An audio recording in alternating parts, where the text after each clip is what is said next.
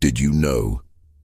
The greatest warrior king in African history died without a wife, without a child, and without a single soul by his side. A man who ruled over empires, a man whose name made enemies tremble, and yet he left this world completely alone. Welcome to the channel. Don't forget to subscribe and ring the bell for more untold stories of powerful men who shaped the world and paid the price for it. Before we begin, we take a moment to honor the lives lost in the recent helicopter crash. May their souls find peace, just as Shaka Zulu once fought for peace, in his own brutal way.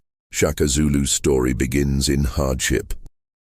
He was born in 1787 to a low-ranking chief and a young woman who was cast out from the tribe. He grew up in exile, a child of shame, alongside his mother and two younger brothers. They were hungry, they were mocked, they were outcasts, but the fire in Shaka's heart was unstoppable. At just 14, he killed a lion that threatened his village, saving lives and earning a name that would echo through history.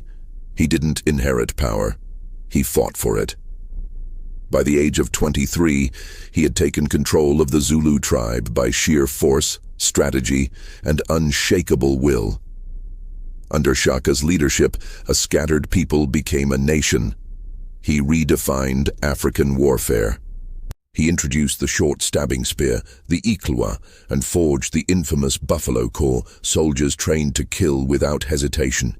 He replaced chaos with order, fear with discipline, weakness with might. From 1,500 warriors to over 40,000, the Zulu Kingdom rose like a storm. Neighboring tribes either bowed or burned. No king matched his speed, no enemy escaped his wrath. Shaka Zulu was not just a ruler, he was the weapon. But as the empire grew, something else faded. Something quietly missing from his legend. Shaka never married. He never had a child. Not a single heir to carry his bloodline forward. Some say it was his choice.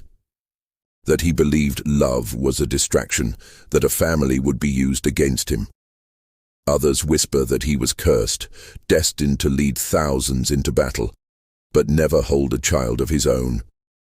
And some believe that his soul had been hardened by betrayal and pain, that he simply couldn't trust anyone enough to share a life with. No matter the reason, he built an empire, but never a home. He ruled over nations but died without a single person to call family, and in the end, betrayal came not from enemies, but from his own blood. His half-brothers, jealous of his power, conspired in the shadows. In 1828 they struck. Shaka was assassinated, stabbed by the very people he once protected. No grand funeral, no royal procession, no monument. He was buried in secret. No throne, no legacy, no child to remember him. The greatest king of southern Africa vanished into silence. But his legend never died. To this day, historians study his tactics. Military generals reference his formations.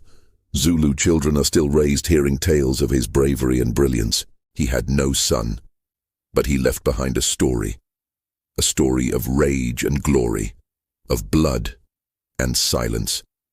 So I ask you, was Shaka Zulu a hero, a tyrant, or a man simply born for war, but not for love? Tell me in the comments. I want to hear your thoughts, and if this story moved you, subscribe, share this video, and help bring forgotten history back to life, because even the mightiest kings fall.